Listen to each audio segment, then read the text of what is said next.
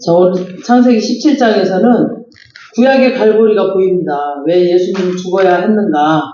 우리 인간들이 괜찮은 존재였다면 예수님이 죽을 필요가 없으셨겠죠. 오전에도 말씀드렸지만 완벽하지 않고 또 부족하니까 연약하니까 주님께서 오셨습니다. 그래서 오늘 말씀을 통해서 예수 그리스도의 그 십자가의 사랑 또 감사함을 고백하는 시간 되시길 바랍니다. 1절에 다시 한번 보면은 17장 1절에서 아브라함이 99세 때에 여호와께서 아브라함에게 나타나서 그에게 이르시되 나는 전능한 하나님이라 너는 내 앞에서 행하여 완전하라 하셨어요. 그러니까 아브라함이 이스마엘을 낳고 13년 만에 지금 나타나셨다고 그랬죠. 13년 만에 지금 나타나셔가지고 99세죠 지금이니까. 뭐냐면 나는 전능한 하나님이다. 그 히브리어로는 엘샤다이, 우리 엘샤다이 오시겠죠. 엘샤다이는 전능한 하나님이란 뜻이에요. 그래서 이 단어 속에 하나님이 우리의 그 전인격적, 전생의 그 인격적인 모든 우리의 인생 속에 개입하고 계신가를 그 단어 속에 설명하고 있습니다. 나는 전능한 하나님이다. 내가 전능하기 때문에 너희의 그 인생을 주장하고 있다. 이런 뜻이에요. 그런 모든 것들이 들어있어요. 전능한 하나님이다. 이 단어 속에. 그래서 이 단어의 의미는 첫째, 하나님이 기르신다예요. 하나님이 기르신다. 하나님이 양육하신다. 라는 뜻이에요. 그러니까 우리는 하나님 없이는 우리가 스스로 살 수도 없고 또 하나님 은혜 없이는 우리가 살 수가 없잖아요. 그런 뜻이 하나님이 기르신다. 하나님이 양육하신다. 두 번째는 그 양육하는 과정에 하나님의 계획대로 가득 채워진다. 하나님이 이렇게 우리를 기르시는 그 양육하는 과정 가운데 하나님이 채우신다는 거죠. 모든 일들을. 좋은 일이든 나쁜 일이든 나의 모든 삶을 하나님이 채워가고 계시고 이끌어가고 계신다는 뜻이에요. 그러니까 하나님이 우리를 십자가의 보혈로 택하여 구속하셨습니다. 근데 그냥 하나님이 자비하심으로 구원했다가 아니라 그 구원 속에는 여러분의 각자를 향하신 하나님의 충만한 계획이 있다는 뜻이에요. 하나님이 각자에게 여러분들을 향한 계획이 있습니다. 그래서 우리를 양육한다는 것은 그 하나님의 계획이 가득가득 채워진다는 거죠. 하나님의 계획이 우리는 몰라도 잘 모르고 가는 길인데도 하나님의 그 계획을 우리를 인도하고 계세요. 우리의 삶을. 그래서 수많은 시간과 역사와 인간관계를 통해서 이 땅의 물질 세계를 그 세계의 느낌을 통해서 또 물질 세계의 느낌, 뭐 보이는 거 이런 것들을 통해서 하나님이 우리를 향하신 어떤 계획을 이렇게 차곡차곡 하나씩 채워가는 것을 하나님이시라는 거예요. 모든 그런 것들 채워가고 인도하고 이끌어가신다 분이 하나님이시라는 겁니다. 그러니까 한마디로 내 삶의 주관자는 하나님이시다 이런 뜻이겠죠. 그래서 어떨 때는 그것을 막 슬픔으로 올 때도 있고 그렇죠. 우리 전 인생 속에 또 어떨 때는 누구에게 말할 수 없는 희열과 막 기쁨 막 그런 거로 올 수도 있고 또 어떨 때는 깊은 상실감으로도 올 수가 있어요. 그러니까 여러 가지 인간의 겪어야만 하는 무슨 신호애라 그런 것들을 통해서 하나님께서 다 채우시고 인도하시고 계신다는 겁니다. 전능하다는 그 말 속에는 그래서 전능하신 엘샤다이라는 말 속에는 능력을 주시는 하나님이라는 뜻이 또 있습니다. 필리포서 보면 그러잖아요. 바울이 내게 능력 주시는 자 안에서 내가 모든 걸 할 수 있느니라. 근데 이 능력은 어떤 힘, 뭐 보이는 힘이라든가 뭐 내가 막 무슨 능력을 확 취한다 이런 그런 능력이 아니라 고난을 이기는 능력, 고난 속에서도 기쁨으로 이길 수 있는 능력 그런 걸 주시고 또 빈궁을 이기는 능력, 없는 것들, 막 가난 속에서도 예수님으로 인하여서 이길 수 있는 능력, 그런 능력을 주신다는 거죠. 어떤 묶임 가운데서도 하나님의 뜻을 드러낼 수 있다라는 능력, 이런 능력을 주시는 거예요. 어디에 묶여있든 내가 어디에 처해 있든 어떤 상황에 있든 그걸 주님의 말씀으로 감사와 기쁨으로 이겨낼 수 있는 능력, 그 능력을 주신다라는 뜻이에요. 뭔가 막 병자를 팍 붙이고 이런 그런 능력보다 이 능력은 그걸 말하는 겁니다. 그래서 엘샤다이의 전능하신 하나님, 첫째 기르시는 또 양육하시는 하나님입니다. 두 번째 기르시고 양육하는 과정 가운데 하나님의 계획이 채워가고 있다. 지금 우리 삶에 지금 하나님의 계획이 채워가고 있습니다. 세 번째는 능력 주시는 하나님이란 뜻이죠. 모든 걸 이겨낼 수 있는 능력. 근데 지금 이 말씀은 아브라함이 하나님의 시간을 기다리지 못하고 지금 하나님의 그 약속을 자기가 이루려고 자기 힘으로 계획을 만들어버린 그 시간. 이때 지금 주셨어요. 이때 이미 하나님이 약속을 하셨잖아요. 벌써 23년 전에. 10년 기다렸다 했었다. 별들을 보여주시고 약속을 하셔서 너의 자손을 많게 하리라. 이 씨가 너에게서 나올 것이다. 약속을 했는데 이걸 기다리지 못하고 자기 힘으로 그냥 이스마엘을 낳아버렸어요. 그때 지금 이 말씀을 주신 거예요. 하나님이 이 말씀을 하신 거예요. 우리는 하나님에 대한 신뢰가 깨지면은 기다리지 못해요. 믿음이 깨져버리면 기다리지 못해요. 그래서 예수 그리스도가 오시리라 그런 약속의 말씀도 사실은 온 인류의 기다림이거든요. 재림의 예수님 기다림이에요. 온 인류의 기다림. 그 기다림의 싸움인데 우리는 그걸 잘 못해요. 그리고 때가 참에 충만함에 하나님의 시간이 채워짐에 라는 그 때가 참에 그 시간을 우리는 기다려야 되는데 그 시간을 우리는 못 기다려요. 근데 아브라함이 이것을 실패해버렸죠. 우리 인간이랑 똑같기 때문에. 그래서 우리도 마찬가지죠. 기다리지 못하고 막 실패한 것들이 너무너무 많아. 그래서 하나님의 계획대로 가지 못하고 하나님의 그 기다림을 기다리고 있었으면 그냥 주님이 이렇게 인도하실 건데 내가 보기에는 이렇게 돌아가는 것 같은데 이게 가장 빠른 길이었거든요. 근데 그걸 기다리지 못하면 이렇게 더 돌아가는 그런 인생길이 되고 맙니다. 그래서 우리가 그 기다림에 주님께서 이루실 날 그것을 기다려야 돼. 우리가 우리 힘으로 먼저 하나님의 일을 이루려고 우리 힘으로 막 노력을 하면 안 됩니다. 그래서 긴 13년 침묵을 깨고 지금 아브라함 앞에 나타나셨어요. 하나님. 그래서 나는 전능한 하나님이다 라고 말씀하십니다. 다음에는 내 앞에서 행하여 그래서 내 앞에서 행하여 그러니까 그 아기들도 보면은 이렇게 부모 앞에서 있을 때 안전하죠. 그러니까 아기들이 이렇게 부모 뒤에 있으면 이렇게 부모가 그냥 앞에 가다 보면 얘가 뭐라는지 잘 몰라. 사고가 나도 소리를 이미 사고가 난 다음에 알게 되죠. 그러니까 내 앞에서 완전하다는 거죠. 그러니까 계속 굉장히 위험해요. 그러니까 내 앞에서 걸어가라 라는 말이에요. 하나님 앞에서 걸어가라는 거죠. 하나님이 인도하신 대로. 그러니까 하나님의 시선을 떠나지 말며 하나님 시선 앞에 있어라 그런 뜻입니다. 아이들도 보면 부모의 시선을 떠날 때 사고가 나버리죠. 그래서 늘 말썽 피는 학생들 보면은 선생님 시선을 보이지 않는 곳에다가 딱 앉아있죠. 무슨 이렇게 기둥 뒤라든가 이런데. 그런데 몰래 앉아가지고 선생님의 시선을 피해서 딴짓을 하죠. 그 다음에 온전하라 그랬죠. 내 앞에서 행하여 온전하라 그랬단 말이에요. 이 온전하라는 뭐든지 다 잘하고 막 완벽하고 막 잘해라 온전해라 이런 뜻이 아니고 여기서 행하여 온전하라는 뜻은 뭐냐면 우리가 연약하면 연약함 그대로 그냥 그리스도 안으로 들어가는 거예요. 그게 온전케 되는 겁니다. 누가복음에 보면 집 나가면 탕자 둘째 아들 있잖아요. 아버지 집에 들어갔을 때 그때 온전해지거든요. 막 자기 돈 가지고 자기 스스로 살아보겠다고 나갔을 때는 막 다 그냥 막 사단의 종이 돼서 막 끌려다니다가 다 탕진하고 나서 딱 아버지 집에 왔을 때 그때 온전해졌어요. 그러니까 그 아버지의 것이 다 자기 것이 되는 그 소유의 개념뿐 아니라 그제서야 아버지와 관계가 회복되는 겁니다. 하나님 아버지와의 관계. 그래서 온전히라는 것은 어떤 행위적인 율법적인 잘하고 행위적인 율법적인 잘하고 완벽한 거 그런 개념이 아니에요. 그냥 못나면 못난 모습 그대로 약하면 약한 모습 그대로 그냥 주님 안으로 가는 거 그것이 온전하다는 뜻이에요. 그러니까 주님 안으로 나 있는 모습 그대로 가는 거 그것이 온전하다는 거죠. 여기 보면 아시겠죠? 집 나간 탕자를 생각해 보시면 주님 앞에 갔을 때 다 이러고 다 실패하고 갔을 때 아버지 앞에 갔을 때 온전해졌거든요. 그걸 말하는 겁니다. 이 온전함은. 그래서 아브라함이 실수도 많고 너무 약한 부분이 많은 사람인데 온전해질 수 있는 방법은 하나님 안에 묶이면 돼요. 하나님 안에 묶여 있습니다. 그런데 자기 생각으로 막 자기 수단으로 엉뚱한 짓을 저질러 버렸죠. 15장에서 아브라함과 하나님 사이에 계약이 있었죠. 그래서 막 고기를 딱 쪼개고 나서 횃불을 지나가게 합니다. 그래서 이건 너와 나 사이의 언약이다. 이 언약을 깨는 사람은 죽을 것이다 라고 그랬죠. 그런 이제 법대로 하면은 지금 아브라함이 기다리지 못하고 지금 약속을 깨버렸으니까 아브라함이 죽어야 됩니다. 그래서 하나님이 어떻게 아브라함을 죽이는지 한번 보시겠습니다. 9절 10절 17장 9절 10절 시작.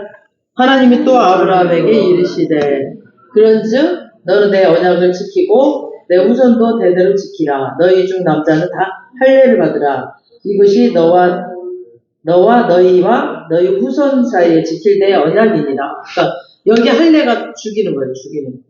그러니까 할례를 행함으로 이속의 의미는 너는 이제 육체적으로 끝났다, 죽었다. 그런 뜻이에요. 죽었다라는 의미. 그러니까 이제 할례가 죽는 겁니다. 그리고 나서 다시 후손을 약속해요. 그러니까 아브라함은 죽은 몸이에요. 이제 육체는 죽은 몸. 그 상태에서 지금 이제 주님과 하나님과 언약을 했죠. 그래서 이삭은 할례 받고 난 자녀예요. 할례를 받고 나서 죽고 나서 내 자아가 죽고 내가 하려고 하는 그런 것들이 죽고 내 힘이 죽고 나서 난 자녀가 이삭이에요. 아멘. 그래서 성경 어디에서도 이삭을 보면 약속의 자손이라고 말하거든요. 약속의 자손 이삭이라고 그래요. 그래서 이삭을 통해서 그리스도가 오십니다. 할례는 우리 신앙의 기초에 얼마나 중요하냐면 이것을 오실 그리스도가 그 약속을 어기고 죽을 수밖에 없는 죄인들을 위해서 대신 죽었다는 그 메시아가 우리의 이 몸의 흔적으로 남는 거죠. 그게 표시예요. 그게 이제 할례의 표시. 그래서 이제 성경 한번 보시면은 성경 구절들 보시면 로마서 2장 28, 29절 한번 띄워주세요. 시작. 무릇 표면적 예대는 유대인이 아니요 표면적 육신의 할례가 아니니라. 오직 이면적 유대인이 유대인이며 할례는 마음의 할례니 영에 있고 율법적으로 있지 아니한 것이라. 그 칭찬이 사람에게서가 아니요 다만 하나님께서니라. 아멘. 그러니까 표면적 유대인이라는 것은 몸의 할례의 흔적이 있는 사람을 말합니다. 그래서 할례는 마음의 할례니라고 했죠. 마음의 할례를 받아라는 거죠. 그 표시로 보는 것보다 마음의 할례. 그다음 필립보서 3장 3절. 시작. 하나님이 성령으로 봉사하고 그리스도 예수를 자랑하고 육체를 신뢰하지 아니하는 우리는 곧 할례파라. 아멘. 그 다음에 골로새서 2장 11절. 또 그 안에서 너희 손으로 하지 아니하는 할례를 곧 육체의 몸을 받는 것이요 그리스도의 할례니라. 육체의 몸을 벗는 것이에요. 이 할례가. 그래서 예수 그리스도의 할례가 십자가에서 죽으신 것을 말하는 겁니다. 그래서 육의 몸을 벗는 것, 죽는 걸 말합니다. 그러니까 이제 할례라는 말은 죽었다라는 뜻입니다. 그래서 아브라함은 육으로는 죽었어요. 육으로는. 그리고 나서 이삭을 주시는데 그 과정에서 아브라함 아내 사레가 웃어요. 그 웃음의 의미를 지금 창세기 우리 본문의 17장 15절에서 17절까지 한번 읽어보겠습니다. 시작. 하나님이 또 아브라함에게 이르시되 내 아내 사레는 이름을 사레라 하지 말고 사라라 하라. 내가 그에게 복을 주어 그가 내게 아들을 낳아주게 하며 내가 그에게 복을 주어 그를 여러 민족의 어머니가 되게 하리니 민족의 여러 왕이 그에게서 나리라. 아브라함이 엎드려 웃으며 속으로 이르되 100세 된 사람이 어찌 자식을 낳을까? 사라는 90세니 어찌 출산하리요 하고. 그러니까 아브라함이나 사레나 지금 하나님이 말씀하시는 것을 믿질 않아요. 받아들이질 않죠. 그러니까 우리 인간은 이렇게 설득한다고 설득되는 존재가 절대 아니거든요. 아무리 하나님, 전능하신 하나님이 설득을 해도 이렇게 말씀을 하셔도 안 믿어. 받아들이지 않아요. 그 다음에 18절. 시작. 아브라함이 하나님께 아뢰되 이스마엘의 하나님 앞에 살기를 원하나이다. 지금 보니까 이스마엘이 그 13살이잖아요. 그러니까 하나님 그냥 이스마엘이나 잘 키울게요. 이 뜻이에요. 지금. 하나님이 워낙에 말씀 주시는데 믿질 않아. 그리고 안 하겠다는 거. 그래서 그냥 이스마엘이나 잘 키울게요. 아니 그렇게 하나님이 말씀하시고 약속을 했는데 지 맘대로 막 지 생각대로 그 약속을 깨버려요. 그러니까 하나님 애쓰지 마세요. 그냥 이스마엘이나 잘 키울게요. 이거 완전한 교만이죠. 그래서 이 인생 자기가 산다는 거죠. 자기가 살겠다는 거죠. 하나님이 너를 이렇게 이끌겠다고 하는데 약속의 자녀를 주겠다는데도 아니요 그냥 난 이스마엘이랑 잘 키울게요. 이런다니까. 이게 지독한 인간의 근성이에요. 우리 인간은 다 그래요. 아마 우리가 지금 이 아브라함의 입장에 대해서도 아마 그랬을 거예요. 나이는 100세, 90세 막 이렇게 됐는데 그 약속이 지금 자녀도 하나도 없고 일미 생리도 다 끊겼고 이렇게 노인네가 어떻게 아이를 낳는단 말이야? 믿지를 않는 거죠. 그러니까 우리나 아브라함이나 똑같아요. 이렇게 믿음이 없는 건. 인간의 실수도 안 하고 완벽하면 예수님이 십자가에서 돌아가실 이유가 하나도 없어요. 그렇게 완벽하면. 근데 우리가 너무너무 실수를 맨날 해. 그리고 연약해. 그러니까 예수님이 오신 겁니다. 이 땅에. 여기 다시 보시면 이 자손을 약속하기 전에 하나님이 아브라함과 사레의 이름을 바꿔주셨죠. 아브라함은 뭐라고 그랬어요? 아브라함은 아브라함. 여기서부터 이제 이름 바뀝니다. 17장부터. 그리고 사레는 사라로 바꿔요. 그래서 아브라함은 뭐예요? 아브라함은 존귀한 자라는 뜻이에요. 이제 하나님 바꿔주기 전에 이름 아브라함은 존귀한 자. 근데 하나님이 아브라함이라고 바꾸는데 그거는 많은 자손의 아버지. 그러니까 열국의 아비라는 뜻이에요. 그 다음에 사례는 왕비, 공주라는 뜻이거든요. 근데 하나님이 또 사라로 바꿔줘요. 사라는 열국의 어미라는 뜻이에요. 지금 아브라함에게는 약속의 자녀가 하나도 없어요. 그리고 나이도 너무 많아. 환경적으로 보면은 뭐 이 하나님 말씀 믿어지지도 않고 이루어질 것 같지가 않아요. 깜깜해. 그리고 이건 상식적으로 봐도 이건 말도 안 돼. 열국의 아비, 열국의 어미가 되게 해준다는 거예요. 그게 말이 안 돼. 상식적으로 봤을 때. 우리가 믿음이 다 그래요. 우리 믿음의 사람들이 상식적으로 살면 안 돼요. 말씀을 믿고 사는 겁니다. 아멘? 그러니까 절대 환경 보이는 대로, 느끼는 대로 살면 안 돼요. 말씀을 믿고 선포해야 됩니다. 믿음의 선포.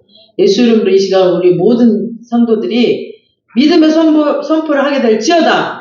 아멘. 그래서 오늘 아침에도 우리 하나님께서 또 이렇게 우리 권사님을 통해서 이것도 이렇게 주셨나봐. 그죠? 믿음으로 선포하라고 계속 기도가 나왔었거든요. 지금 괜찮아지셨어요. 저기 권사님. 믿음으로 선포하는 거예요. 그러니까 보이는 환경 절대 100세, 99세 어떻게 얘기를 나. 근데 하나님께서 열국의 아비, 열국의 어미로 이름을 주신 거예요.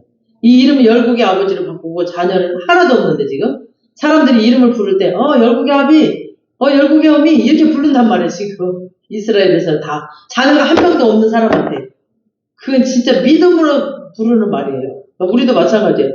거룩한 우리 성도잖아요. 성도. 우리 다 성도라고 하죠. 하늘나라 성도들이라고 하는데 이거 뭐냐? 거룩한 성, 무리도자예요. 그러니까 거룩한 무리란 말이에요. 우리한테 하나님이 너희들은 거룩한 무리야. 거룩한 성도들이야. 거룩한 무리들이야. 이렇게 말하는 거죠. 우리에게 성도님, 거룩하신 분이라고 부르는 거죠. 거룩하신 분, 우리 한 사람 한 사람에게. 그래서 우리는 마음에 찔리는데 하나님이 우리를 성도라고 부릅니다. 우리는 마음에 찔리잖아요. 우리가 어떻게 거룩한 무리라고 칭함을 받을 수 있을까? 근데 하나님을 부른다는 거죠. 하나님이 13년 만에 나타나셔서 하신 말씀이 나는 전능한 하나님이다. 너는 내 앞에서 행하여 완전하라. 이 말씀은 네 인생을 내가 시작했으니 내가 끝낸다. 라는 하나님의 자기 선언이 담겨져 있는 거죠. 그래서 다 첫째가 뭐죠? 양육한다, 기른다. 둘째가 그 안에 내가 채우겠다. 너의 모든 하나님의 계획들을. 그러니까 내 삶의 주관자는 하나님이다. 이런 뜻이란 말이죠. 네 인생을 내가 시작했으니 이제 내가 끝내겠다. 이 자기 선언이 담겨 있습니다. 그 말 속에. 다음 그 과정을 아브라함에게 하나하나 이제 단계적으로 보여주시죠. 이렇게 점점 시간이 흐르면서. 그런데 아브라함이 안 믿습니다. 이스마엘이나 잘 키우겠습니다. 이러고 말아요. 그러니까 이런 아브라함에게서 무슨 믿음의 조상이란 말이 나오겠어요. 절대 안 나오죠. 지금 믿음이 하나도 없는데. 지금. 그런데 우리는 히브리에서 보면 아브라함은 전혀 다른 아브라함을 만나요. 믿음의 조상이라고 굉장히 히브리에서 엄청나게 칭찬을 하죠. 아마 여러분들도 세월이 지나고 나면은 이런 아브라함처럼 여러분도 여러분 자신의 다른 모습을 만날 겁니다. 지금은 내가 믿음이 없어. 그리고 너무 정말 하나님 앞에 부끄러운 것 같아요. 근데 시간이 지나고 나면 정말 히브리에서 아브라함을 칭찬했듯이 여러분 자신이 그런 믿음의 사람으로 돼 있을 겁니다. 주님께서 인도하시기 때문에. 아멘. 그것이 다 어린 양의 공로였다는 것을 또 알게 되는 거죠. 내 공로가 아니고 내 노력이 아니었다. 그래서 계시록에 천상의 예배 속에 보면 장로들이 막 자기 머리에 이렇게 막 폼 잡고 이렇게 왕관을 쓰고 있잖아요. 그 면류관을 이렇게 쓰고 있다가 어린 양 보좌 앞에 가서는 다 내려놔요. 도저히 어린 양 보좌 앞에서 내가 이 왕관을 쓸 자격이 없구나 라고 내려놔요. 그러니까 그게 이제 신앙의 성숙도가 이루어진 거죠. 그래서 이게 내 공로가 아니고 내 노력과 내 땀과 내 눈물과 내 헌신과 내 결단이 아니었네. 주님. 내가 아니었네요. 하나님이 날 도와주셨네요. 그래서 하나님이 하셨네요. 주님께서 하셨네요. 라는 고백과 함께 나오는 거죠. 하나님의 그 집요한 사랑, 우리를 향한 하나님의 집요한 사랑, 그분이 우리를 향한 열심, 우리를 향해서, 그리고 하나님의 끈질긴 강제적인 사랑, 호세아 사랑 아시죠? 호세아 사랑. 바람난 부인을 찾아가서 돈 주고 사와요. 바람나서 내 부인 갖고 애까지는 안 돼. 근데 돈 주고 사오래. 그리고 또 데리고 살으래. 그 비련의 선지자. 이게 예수님이라니까요, 이분이. 우리가 바람 실컷 피우고 있으면 딴 데가 애도 낫죠. 근데 주님은 다시 우리를 불러와. 돈 주고, 불러와가지고, 우리를 나의 신부라고 그러십시오. 이렇게. 이것이 예수님의 마음속에 담겨있는 우리를 향한 사랑의 힌트예요. 그만큼 우리를 사랑하신다는 겁니다. 다음 24절에서 27절. 시작. 아브라함이 그의 포피를 뵐 때는 99세였고 그의 아들 이스마엘이 그의 포피를 뵐 때는 13세였다. 그날에 아브라함과 그 아들 이스마엘이 할례를 받았고 그 집의 모든 남자, 그 집에서 태어난 자와 본으로 이방 사람에게서 사온 자가 다 그와 함께 할례를 받았더라. 아멘. 그러니까 거의 이제 종들도 다 이제 할례를 받은 거죠. 온 집안이 할례를 받고 은혜를 받습니다. 결국 이 할례는 오실 그리스도, 예수 그리스도, 십자가의 죽음의 사건을 암시하는 구약의 그 아이콘입니다. 그래서 우리가 신앙이 깊어진다, 뭐 신앙이 성숙해진다, 뭐 성령 충만하다. 이거는 우리가 그 예수 그리스도의 십자가 앞으로 한 걸음 한 걸음 날마다 가는 겁니다. 오전에도 말씀드렸지만 우리 성화에 살 때도 그냥 한 걸음 한 걸음 한 걸음 가는 거예요. 이게 신앙의 우리의 여정이에요. 그러면서 주님을 닮아가는 거죠. 우리가 뭔가를 이루고 막 성취하고 막 뭔가 엄청난 것들을 막 그런 업적을 내놓고 막 내가 이루는 그런 그 싸움의 그런 경쟁이 아니라 십자가 안에 가는 거예요. 우리가 십자가 안으로 들어가. 그리고 우리가 고백하는 말 뭐예요? 그냥 모든 게 하나님의 은혜입니다. 모든 게 하나님의 돌보심이었습니다. 이렇게 하나님의 설득하심과 하나님의 결과, 나를 향한 하나님의 사랑의 결과구나 라고 고백하는 거죠. 그러면서 성숙해지면 성숙해질수록 나는 아무것도 할 수 없구나 라고 두 손 두 발 들게 되고 그때 내가 얼마나 죄인인가를 깨달아져요. 그때 진짜 성숙도가 많이 올라가는 상태입니다. 그때 정말 막 내가 뭔가를 잘하고 있을 때는 내가 막 신앙이 좋은 것 같았는데 그게 아니었구나. 하나님이 나를 그렇게 만드셨구나. 그러면서 두 손 두 발 들게 될 때가 있어요. 그 모든 것이 예전에 내가 정말 세상에 살 때도 돈을 제일 잘 버는 게 내가 잘나서 내가 막 지혜롭고 내가 막 빠릿빠릿해가지고 이렇게 한 줄 알았는데 다 주님의 은혜였구나 하면서 두 손 두 발이 다 들어지고 나는 어쩔 수 없는 죄인이구나라가 딱 알아지더라고. 그때서부터 이제 좀 많이 좀 사람의 교만함이 꺾어지고 겸손해지면서 이제 주님을 더 깊이 알아가면서 주님이 어떤 분이라는 거를 더 깊이 아는 그런 단계가 됩니다. 그래서 여러분의 모든 인생의 문제가 십자가 앞에서 해석함을 받는 큰 은혜와 복이 있기를 주님의 이름으로 축원합니다. 아멘.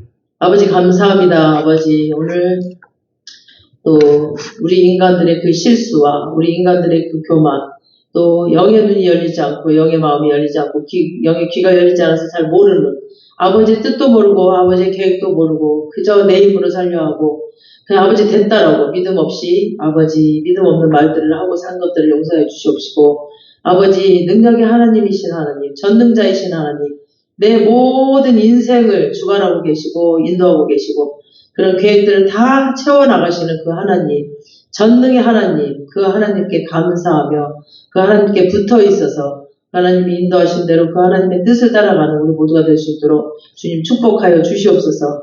아버지 그냥 모든 걸 내려놓고 그 주님 붙들고 있을 때 모든 것들이 주님께서 쉽게 나를 끌어갈 수 있고 또 주님이 원하시는 곳에 다다를 수 있음을 고백합니다.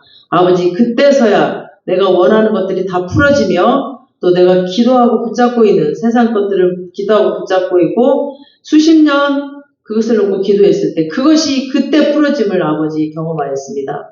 아버지 하나님 그 지혜를 주시옵소서. 그 깨달음을 주시옵소서. 그래서 우리가 빨리 주님 십자가 앞에 두 손 두 발 놓고 주님께 매달리는 자들이 되게 하여 주시옵소서. 감사하고 예수님의 이름으로 기도합니다. 아멘.